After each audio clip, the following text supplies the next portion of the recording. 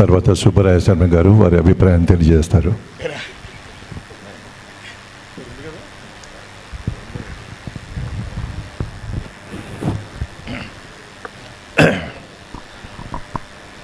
సభా వేదిక మీద ఉన్న పెద్దలకి, సాటి కళాకారులకి అందరికీ నమస్కారం. ఎంవి రఘు గారికి 50 సంవత్సరాలు ఈ సినిమా రంగంలో ప్రవేశించిన సందర్భంగా ఈ రోజున మనందరం సన్మానించుకుంటున్నాం. దానికి ఒక 2 నిమిషాలు మీరు అనుమతిస్తే కొంచెం ఫ్లాష్ బ్యాక్కి వెళ్ళి మాకున్న అనుబంధంతో మొదలు పెడతాను. నేను విజయవాడ ఎస్ఆర్ఆర్ కాలేజీ అనేది ఒక గొప్ప కాలేజీ. ఒక విశ్వనాథ్ సత్యనారాయణ గారు లాంటి సాహితీవేత్తని ఇచ్చింది ఆ కాలేజీ. ఒక ఎన్టీ రామారావు గారిని ఇచ్చింది ఆ కాలేజీ. ఒక అశ్విని దత్ గారు, ఒక కేసీ శేఖర్ బాబు, ఒక కేఎస్ రామారావు, ఒక కోని రవీంద్రనాథ్ చౌదరి, ఇటువంటి వాటి ప్రొడ్యూసర్లను ఇచ్చింది మా కాలేజీ. ఒక సర్రాజు ప్రసన్న కుమార్ అనే వాడిని ఇచ్చింది మా కాలేజీ, మ్యూజిక్ డైరెక్టర్ సినిమా ఫీల్డ్లో. మాధవపతి సురేష్ గారిని ఇచ్చింది మా కాలేజీ. ఒక మేకప్ ప్రొఫెసర్ని ఇచ్చింది మల్లాది గోపాలకృష్ణ గారు, మా కాలేజీ. అట్లాగే ఒక నెంబర్ 1 పొజిషన్లో ఉన్న పొజిషన్కి ఎదిగిన ఒక సినిమాటోగ్రాఫర్ని ఇచ్చింది కూడా మా కాలేజీ. ఒక దేశానికి, దేశ ప్రజలందరినీ కాపాడుతూ ఎక్కడో హిమాలయాల్లోనూ మంచులోనూ అందరితో పాకిస్తాన్తో పోట్లాడేటువంటి ఒక బ్రిగేడియర్ని ఇచ్చింది మా కాలేజీ. మా శ్రీరాములు మా కాలేజీ నుంచి వెళ్ళారు ఆయన.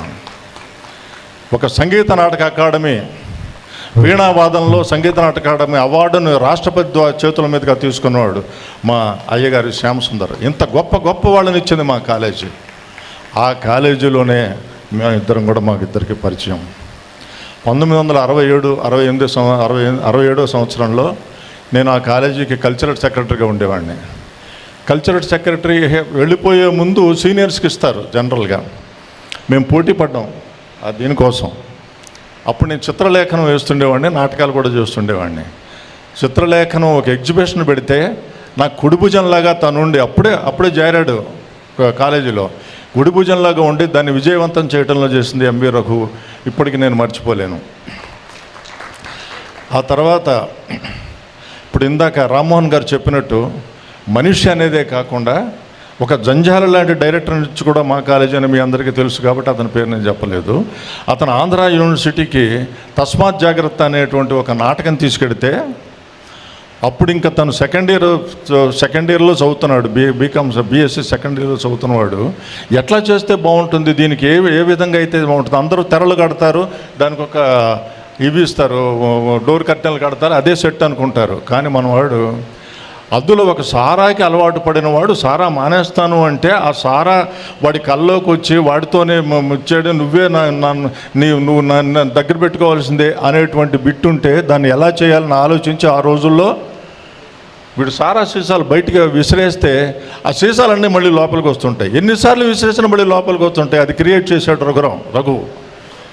అలా క్రియేట్ చేశాడు. అంటే ఆ సారాకి ఇతనంటే బాగా ఇష్టం, దాంతో ఎడిక్ట్ అవ్వాల్సి వచ్చింది అనేటువంటి ఒక సబ్జెక్ట్ని దాని విజయానికి బెస్ట్ ప్రొడక్షన్ వచ్చింది. దాని విజయానికి కారణం బ్యాక్గ్రౌండ్ చేసింది మా రఘుయే. ఆ తర్వాత అతను సినిమాకి వెళ్ళిపోయాడు.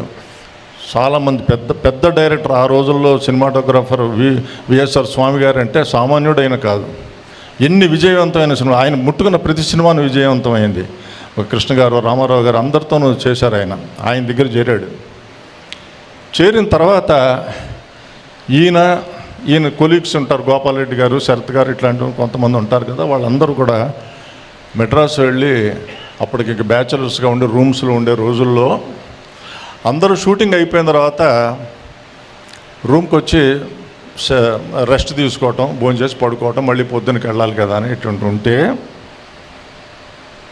ఒక గురువుని మించిన శిష్యుడు ఒకడు అప్పుడే పుట్టాడు. ఎంవి రఘు అనేవాడు తన గురువు కూడా ఆలోచించినటువంటి షార్ట్స్ని చేయాలి, ఎలా చేయాలని రూమ్కి వచ్చిన తర్వాత రాత్రిపూట కూర్చొని కాగితాలు తీసుకొని వాటిని కత్తిరిస్తూ వాటిని ఇద్దరు చూస్తూ చిన్న బొక్క పెట్టి పెద్దది చేసి అవి చేసి ఇలా యాంగిల్స్ అని ఇవన్నీ ఆలోచించిన వాడు రఘువు. అందుకే ఈ రోజున అతను ఈ స్థాయికి రాగలిగాడు. అది మాట విఎస్ఆర్ స్వామి గారే ఒప్పుకున్నారు.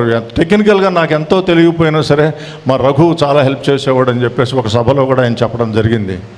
అటువంటి ఇప్పుడు ఆ రోజుల్లో మీరు చూసే ఉంటారు, పాత సినిమాల సంగతి తీసేస్తే కొత్త సినిమాల్లో పాట వస్తుంటే బయటకు వెళ్ళిపోయి ఛాయ్ తాగుదాం సిగరెట్ తాగుదాం అనుకుని మళ్ళీ వచ్చి కూర్చునేవాడు. రోజుల్లో వంశీ గారి సినిమాలకి పాటలకి అట్లా ప్రేక్షకులందరినీ కూర్చోబెట్టినవాడు ఎంవి రఘు.